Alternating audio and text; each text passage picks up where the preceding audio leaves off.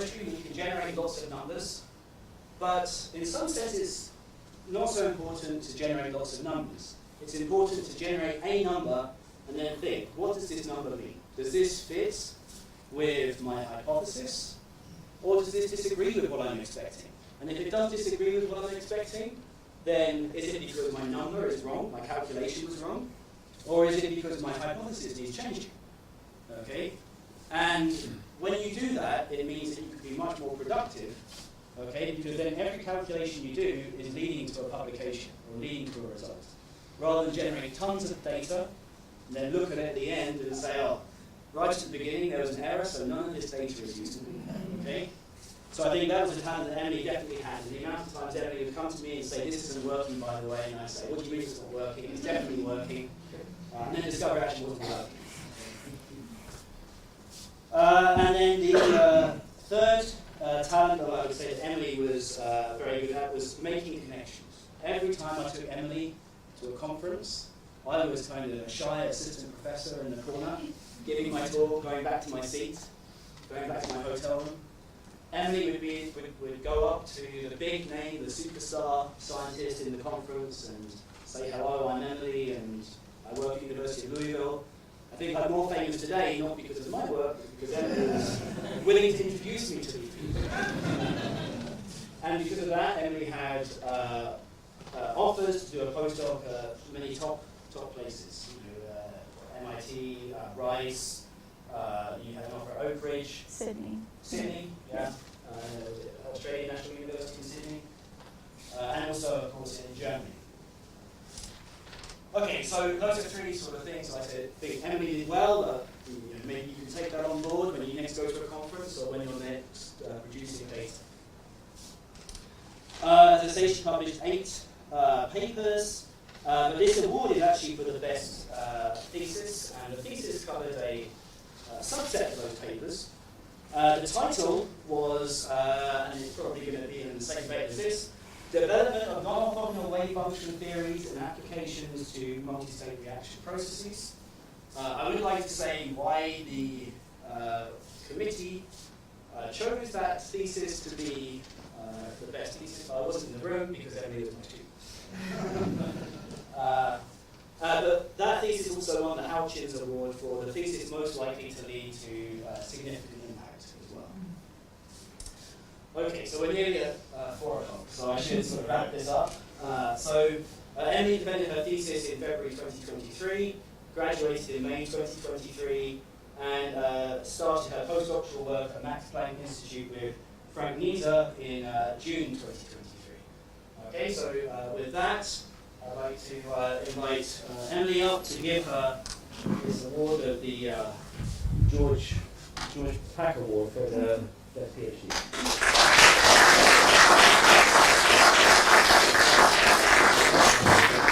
Maybe we can have the family come up to have a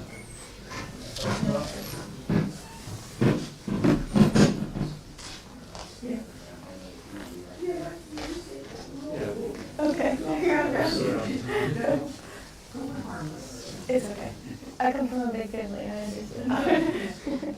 You can step out here. Yeah. Right here. One more. Thank you.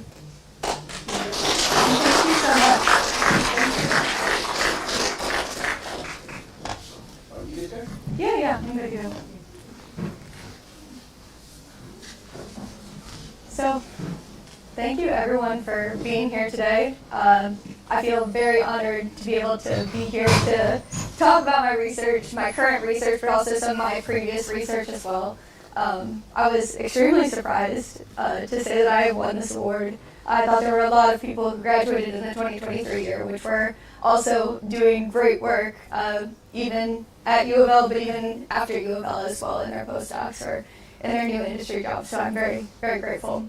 I do want to take just like 1 second to talk about like the university and moving on afterwards. So at the Max Planck Institute, I go there and they're like, where are you from? And I say, I went to University of Louisville, and they're like, where is that? And I say, it's in Louisville. And they say, where is that? And I say, it's in Kentucky. And they're like, where is that?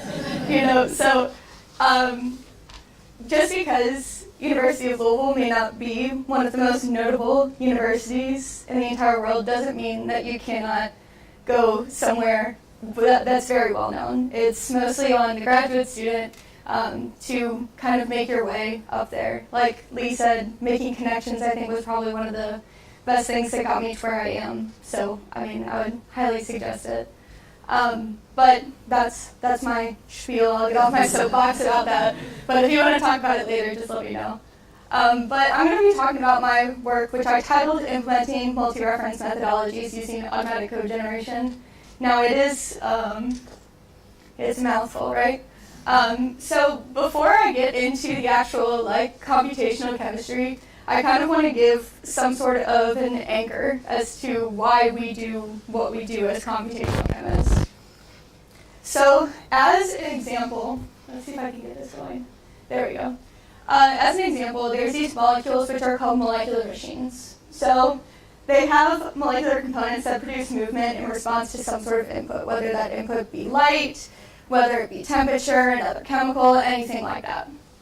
Now, they reversibly shift between two or more states, and because they do this, they most likely don't produce any waste products, which is really good for green chemistry.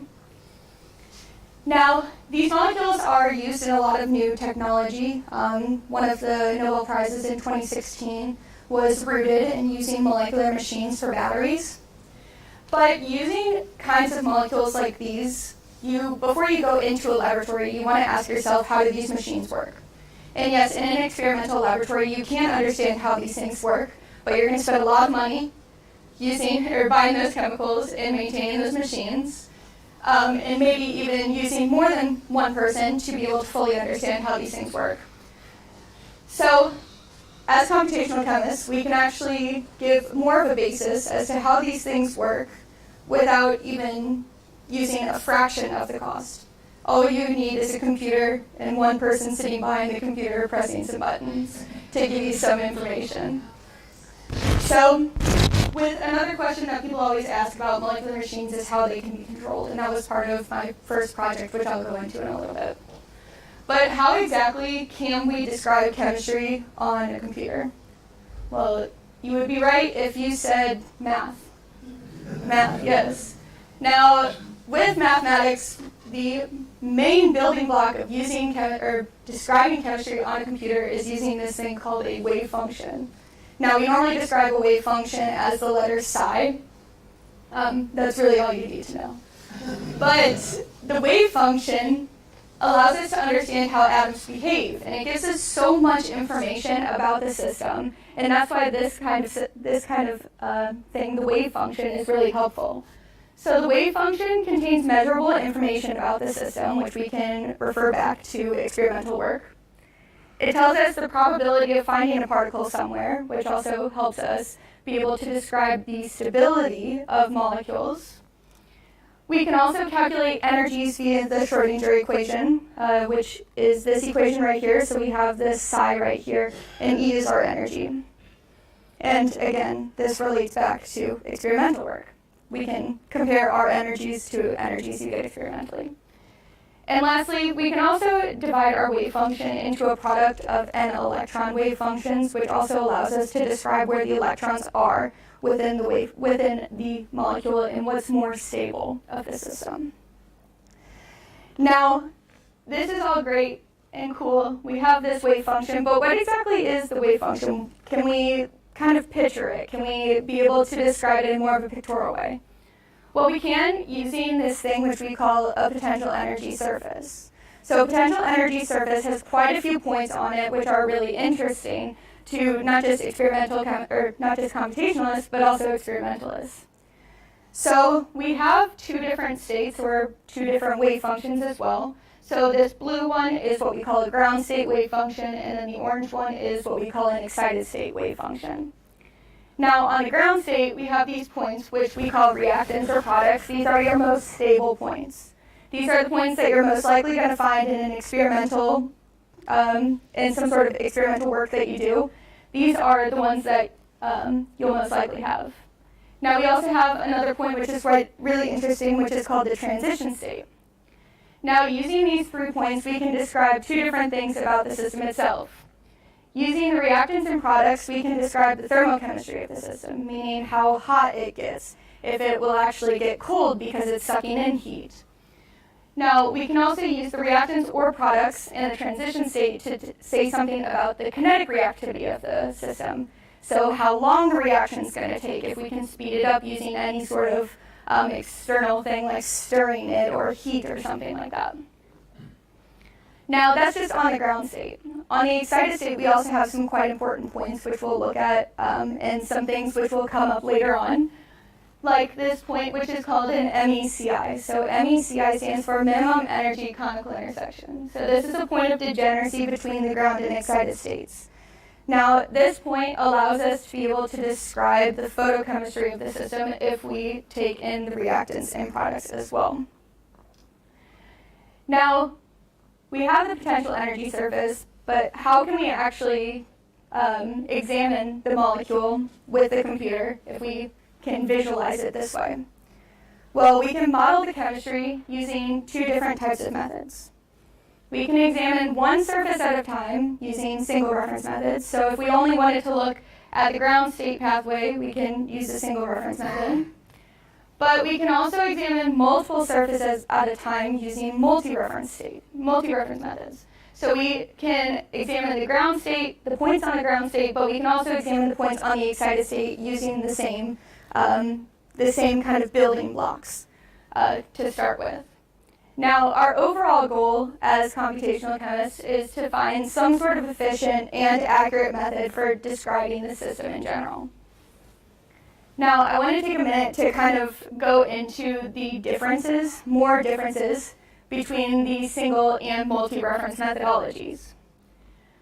So, with single reference methodologies, we can split our orbital spaces into occupied and virtual.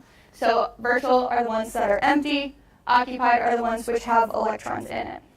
Now we can describe one electron configuration at a time with our single reference methods. Now in comparison, we have our multi-reference methods, where we add in an additional space which we call active, where we can describe multiple electronic configurations. So originally our electron was here, we can describe it up here, and we can also describe this electron moving as well. Now, which orbitals go into the active space? This is a big question whenever using multi-reference methods, but you want to use the orbitals which best describe the system of study, and I'll show an example of that within my first project. And we also want to have orbitals which have an occupation number between 0 and 2. Now, one of the biggest differences between these methodologies is the difference of describing the electrons. And the way of describing electrons can be broken into 2 different categories. We have dynamic correlation and static correlation. So these definitions are literally just describing the interaction of electrons with each other. So with dynamic correlation, we have the electron interactions which happen beyond the average charge cloud. So normally whenever we describe electrons, we have one electron interacting with an average charge cloud of all other electrons.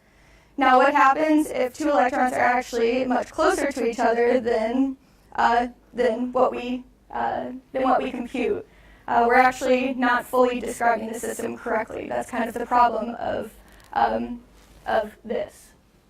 Now, on the other hand, we have static correlation, where our wave function can be a superposition of electron configurations. So if we have an electron up and if we have an electron down, they are equivalent, as long as they're not interacting with anything else. But there's no difference really in the electron up or down.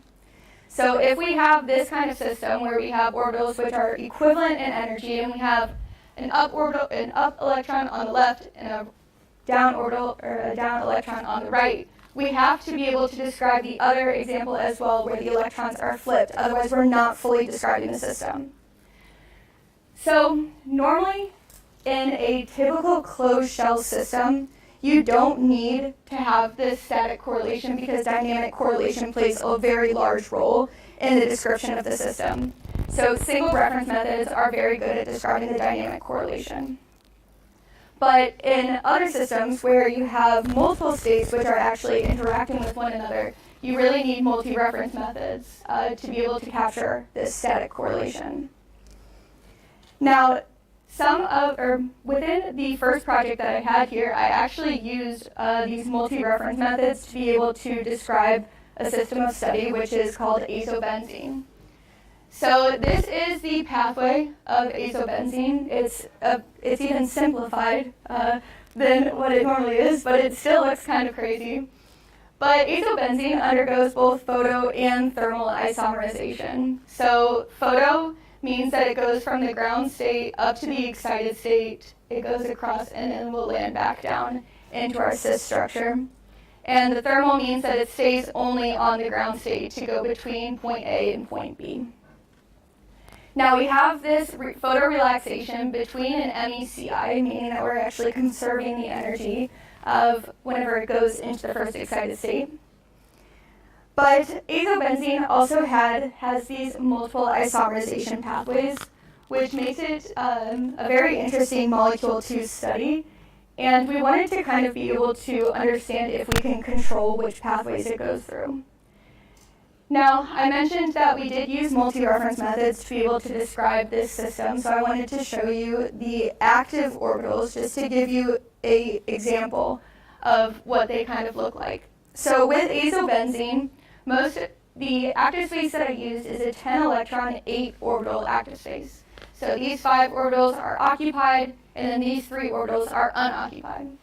So the orbitals that were chosen were orbitals which are in the pi space. But we also have orbitals which are describing the non-bonding electrons on the nitrogen as well.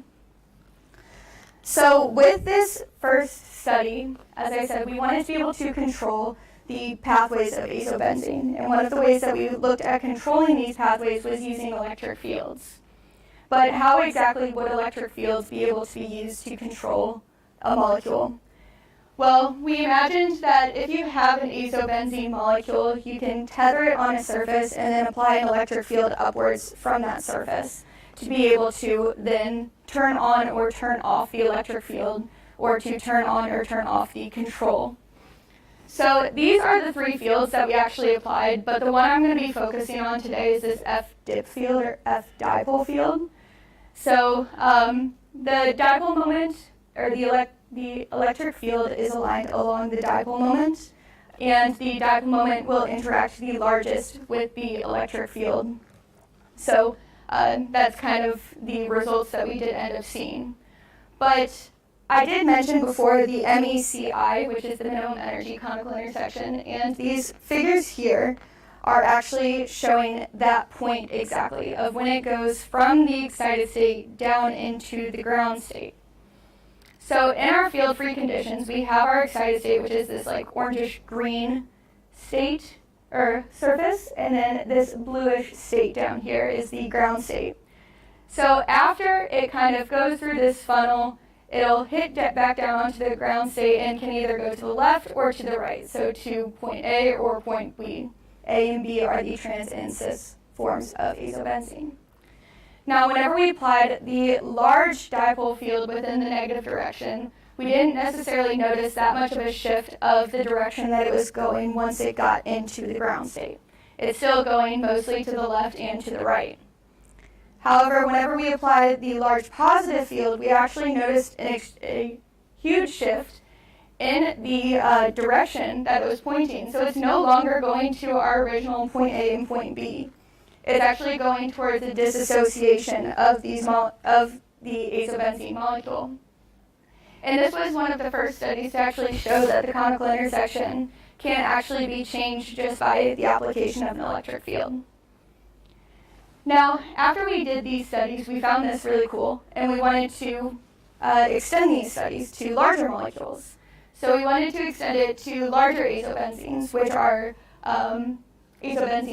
attached in some way.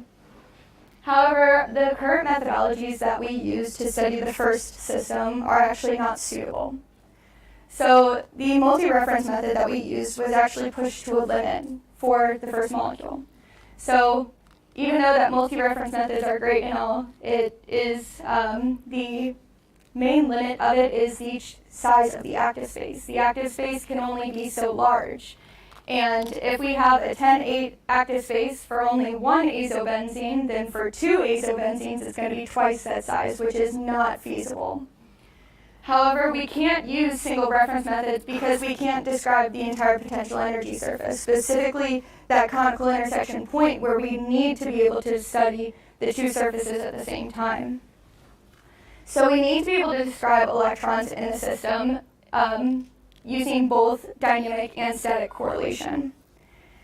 Now, if we didn't have an issue with the active space within multi-reference methodologies, the best way to do this, to add in your both dynamic and static correlation, would be to use post-Hartree-Fock methodologies. So what this is it's a method which can add in additional dynamic correlation using a perturbation method. So your most common methods are CASPT2, which is complete active space second order perturbation theory, and NEVPT2, which is n-electron valence second order perturbation theory.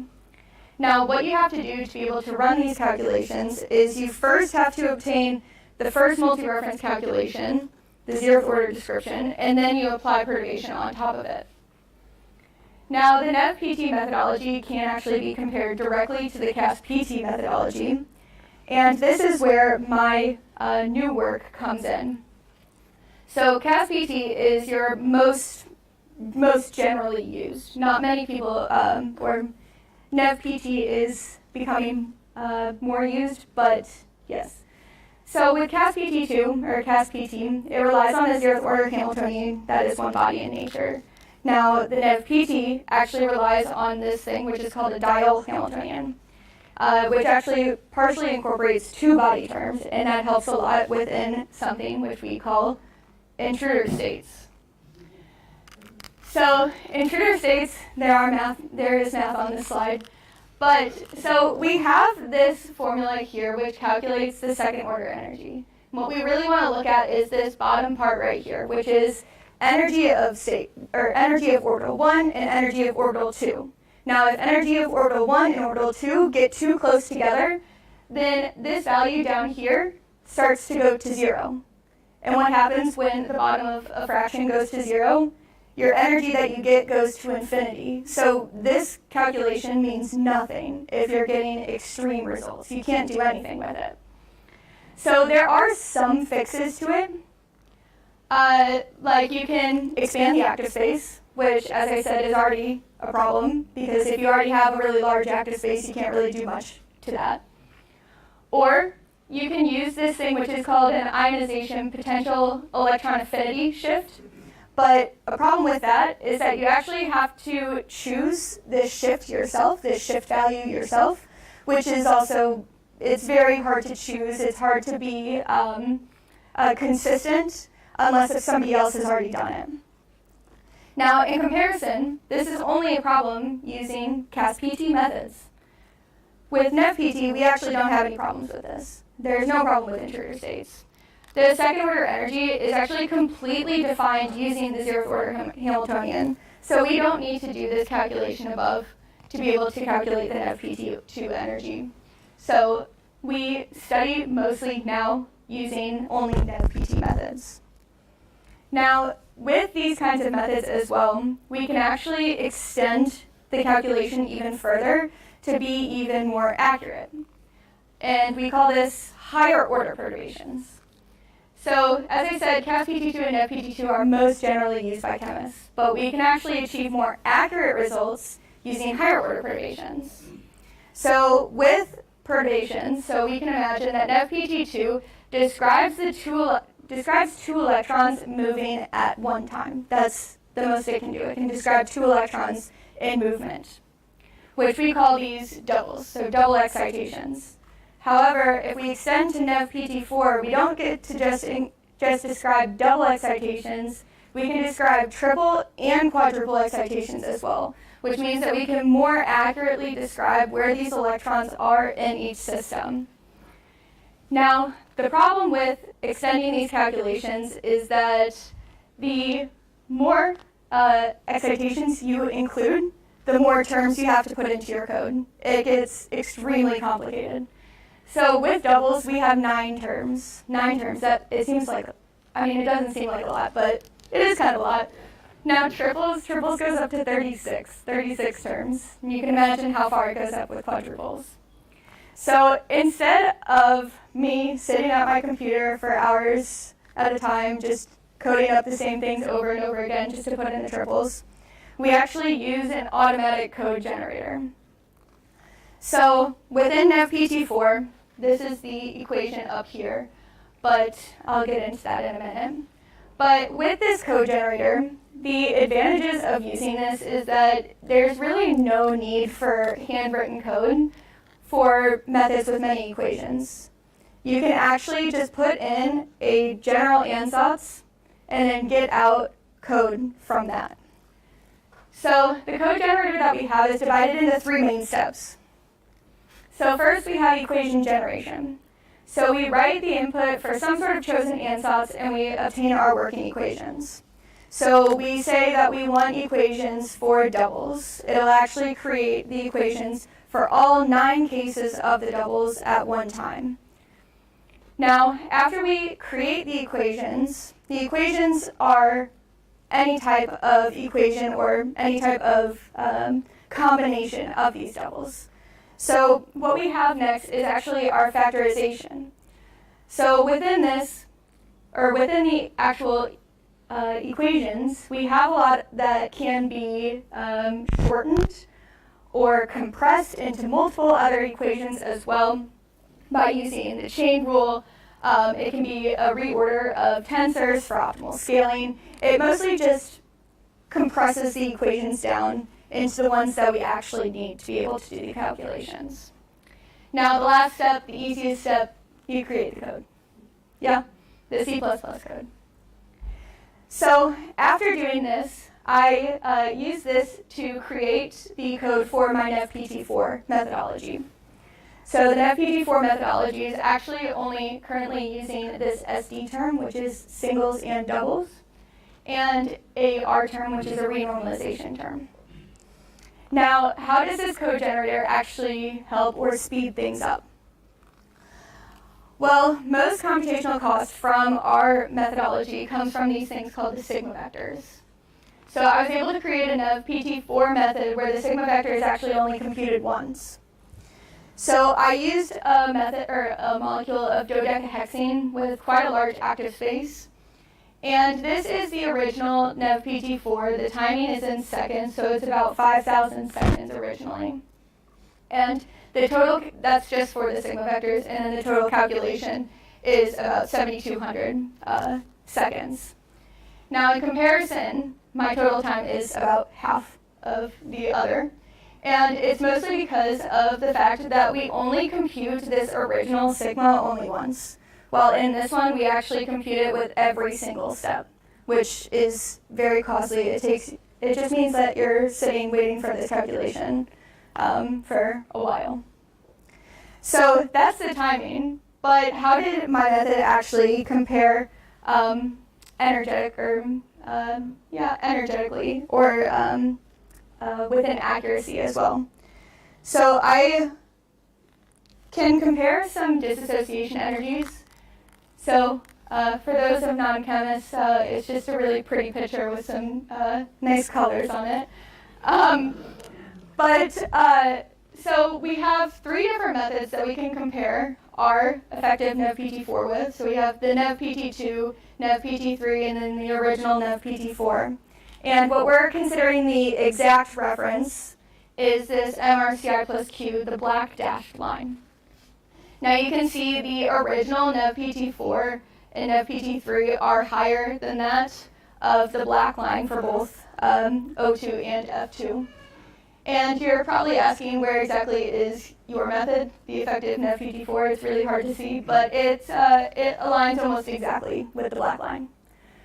So my method, or the new NevPT4, does actually produce a very accurate method, or very accurate, or more accurate results than NevPT4, or the original NevPT4.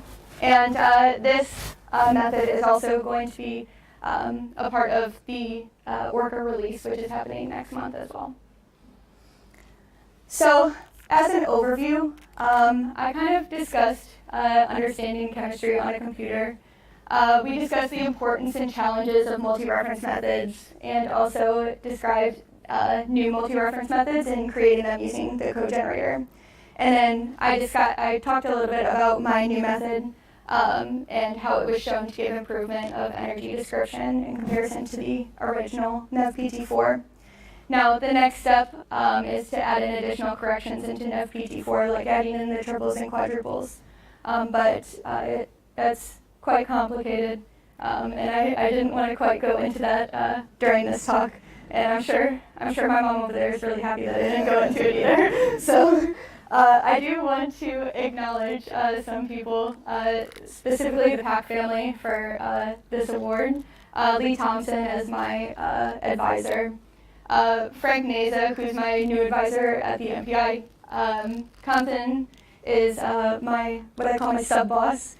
He's the one I go to whenever Frank is busy. My friends, family, and colleagues. And then I wanted to thank the Max Planck Institute and also the University of Louisville. And thank you all so much for listening, and I'll take any questions.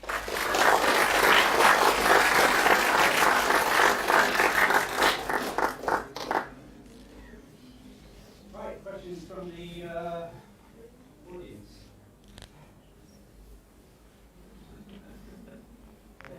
I'll ask a couple questions. First of all, thank you very much for the fantastic talk, fantastic work, and wonderful talk. So you show the MECI, the minimum energy conical section, but in reality, the conical sections, they make a theme there, right? It's really a curve there. Yes. So when you do the calculations, did you take that into account, and how do you do that, or you just calculate the minimum there? So we calculated it using the state average. So it made sure to account for not just the excited state, but also the ground state. So we made sure to find the point in which the two states were closest to one another using the 50-50 state average calculations. Does that cause a problem that you don't have information about the seam anymore, or does that seam matter at all? So the seam does matter as to I guess where you connect to it, or where or how you can get to it within the photochemical process. But normally your minimum energy is where your compound will go between the excited and ground state. So it's definitely the most important point within the seam, or on the seam itself.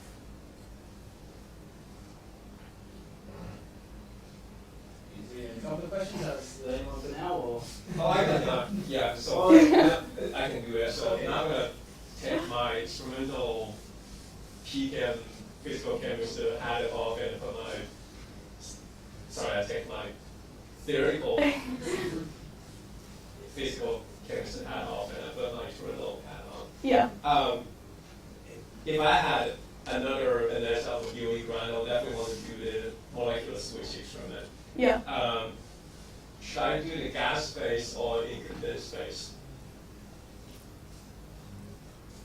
I assume. Your calculation did, I assume My calculation did it in gas phase. in gas phase, right? Yes. But gas phase experiments are extremely difficult if you want to do Exactly. fast spectroscopy. Yeah, yeah. Can you or somebody else in your field include the solid effects in your calculation and predict the ultrafast measurements in say a solution? I would assume it's possible, but I've never really looked into it all that much of using solvent effects. I know there is a big group of people within the Orca team that are adding in a huge section of solvents or solvent effects within calculations, but you can use one laser, use polarization to define the E field and electric field. Yeah. And then you use the other laser to interrogate molecules. Yeah. Right? But if you put them in solution, there's so many collisions, very soon you lose the polarization or the coherence of Yeah, yeah. the system. Yeah. But so these are very interesting and challenging problems. Yeah. Yeah. Yes. Yeah. So this might be the most cliche question, but I'm just curious. You mentioned like the advantages of the internet PP4, your code generation and stuff. Are there disadvantages? Time. Right now. But Time. But the time it takes. But to be honest, NFPT4 doesn't offer any significant disadvantages in comparison to NFPT2, other than just it's like fractionally longer, which I think is also a big advantage to using higher order perturbations, because with those higher order perturbations, you're actually better describing your system with slightly more time. Yeah. wasn't it faster than the other that you showed us in person? Yeah, so that was the original NFPT4 calculation that's not using the automatic code generation. Oh, okay. So in the Florano was like very accurate, the results, and that's based on like you using the code generator, right? Yes. So this code generator model, what is it based on? Like, is there like something like training or like you train it so you have like generate like more accurate results, or how did you get this particular like it's producing like very very accurate? So it's actually broken down back to the equations themselves. So within the original NFPT4 calculations, you're actually calculating the energy based on the wave function from the previous perturbation. So you're calculating it based on the second order perturbation wave function. Or the third, you're calculating the fourth order NFPT4 from the third order perturbation wave function. Yes, sorry. But with the current methodology, we're actually not even producing the third order wave function, and we're calculating the energies from specifically only the second order wave function. So the equations are slightly different, which also is to why the method is more accurate than the original NFPT4 as well. But I didn't want to go too far into some of the equations, but I can show it to you later, some of the equations that we went through. So it's all about the accuracy of the equations, not the training of the model. The model of the code generator itself. For instance, something like current ChatGPT or BART, it requires some like language training, like it's like dynamic training all the time, like based on something like that. But now for the model that one is based on the accuracy of the equations and implications, we use it like super fast for training, right? So the equations are generated just in general right now, but the accuracy or even the speed up of the calculations themselves are still hand coded. So like we go through and figure out which contractions are taking the longest amount of time, and then we go in by hand and figure out where those calculations or where in the contraction engine is actually having a holdup or a memory problem or something like that. But normally, I would say it's only a handful of contractions which actually cause a problem, which then we have to go in back and fix. Is it fair to say that it's not a learned It's not a learned automation code. Yeah. process, that there are some rules? Like when you differentiation, you know the product rule. Yes. And so once you provide these rules, the code will go through and say apply these rules to the equations that you put in. Is that how it works? Yeah, exactly. So it requires some background, like you have to be knowledgeable to use it. Not like anyone can just use ChatGPT plus whatever you want. Yes. It did take me a little bit of time because it is very. I was telling Lee earlier, it's very hand-wavy stuff, mostly because you're creating code for code to create code. It's complicated. And one of my biggest questions whenever I got there was like, what's the point? I mean, you create the code once, what do you need it for again? You know, once you create all the code, what's the point? Well, the point is say 10 years down the line, there's an improvement of the calculations, or there's an improvement that can be made to provide more accuracy. All you have to do is go back into the code generator, slightly change it to what you need it to be, and then regenerate the equations, and that's all you have to do, rather than rewriting thousands of lines of code. It's quite simple to use once you understand it, but it is very complicated, I will say. Hey, did you- Yeah, yeah. I think you just defined evolution. I think Andrew had a. Let's love your age and all of that what you said. Oh, it's okay. So in my head, I can easily understand by, change the electric field direction relative to the dipole moment, that you can either accelerate or decelerate the isomerization. Yeah. But do you have any idea of why you go from regular isomerization, completely different situation? You have dissociation when you change the direction of the electric field. Yeah, one of the things that we actually saw, which was quite interesting, was actually a complete flip of the dipole once the electric field was applied at such a large strength. So that's why it actually stabilized towards the dissociation of azobenzene rather than the trans or cis structure, was actually because the dipole moment was flipped to align with the electric field, causing a stabilization of those molecules rather than a destabilization of your original trans and cis structures. So if the magnitude was small enough, it's only affecting kinetics. Yeah. Is that correct? Yes. Or- Yeah. Yes. You mentioned that one of the limitations is the size of the active space in the number of electrons. Is there a limitation also on the size Of of the the molecule. molecule or the types of orbitals in the molecule? Can you do transition metals, things like this? So the size of the molecule, as long as the active space is still relatively within the size constraints, the only limitation, I guess, would be the same as doing like a normal Hartree-Fock calculation. Okay. But with transition metals, the main problem with those is that the d orbitals, there's plenty of them, and because there's so many of them, your active space has to get larger to be able to describe your transition metals. So that's kind of why the transition metals are also quite difficult to describe currently, is because of the active space constraint. Thanks. Yeah. Is this just a matter of computing power, that in 7 years you have 10 billion times more power? Or? Not really. Not within the CASSCF framework, mostly because those methodologies they're very old methods, and most of the programs that have these methods, they do not account for parallelization of the methods. And most of these huge computers rely a lot on parallelization. And if the method is not parallelized, then using a super large computer isn't going to do anything. Well, I mean, it'll help with memory, but it won't really help with speeding up the calculation.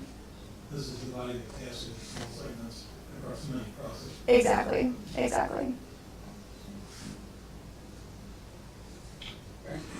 So is, for applications, this is all photo? What you showed was photo cams, you use every excited, ground state, and then affect the electric field. But can you use a similar method if you don't have the photo part, do you want to look at electric field effects on reactivity as well, or is this really only for photo chemistry? So whenever you use multi-reference methods, you would really want to be able to describe multiple states or really describe multiple electronic configurations.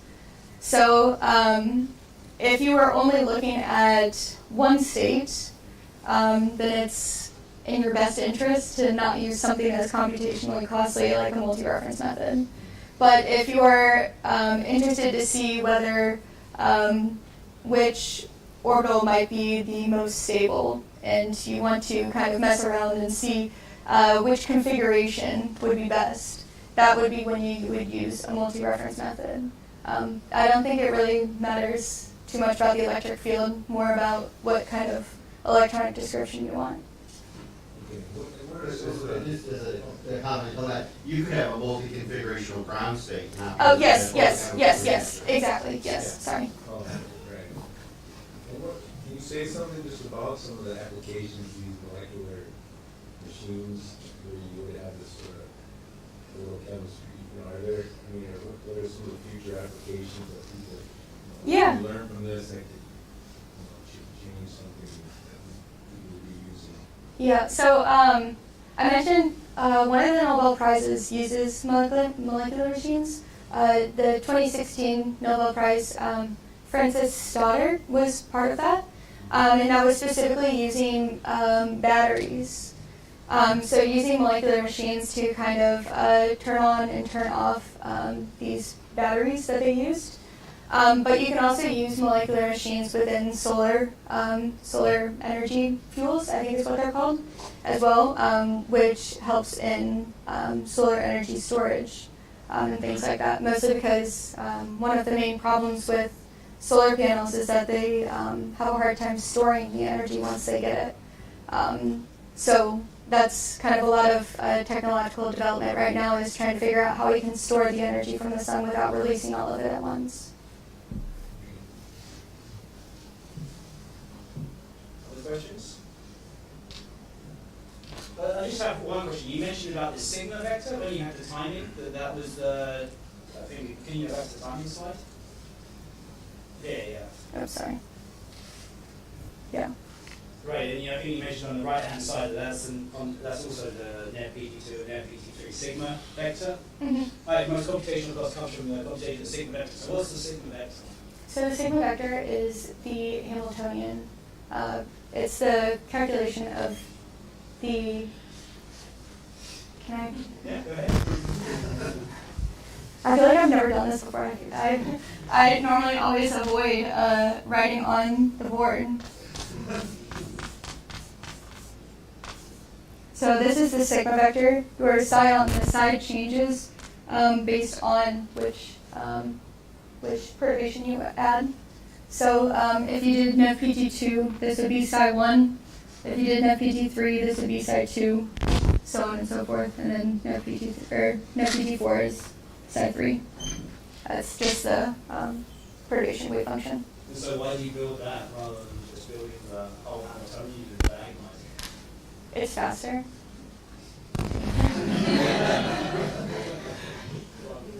It's about computational cost, it's not about memory storage or anything like that? I always attributed it to computational cost, but I mean it would make sense that it would also be memory as well, because if you're storing an entire Hamiltonian matrix, that would be. So using this method, you don't have to store the entire Hamiltonian in memory? No. Okay, it's just a vector, I guess. Yeah. So rather than whole matrix, it's just sort of vector. Exactly. Okay. Any other questions? If not, I suggest we, before we thank our speaker, I'd just like to point out to the graduate students especially, I'm sure there's food left upstairs.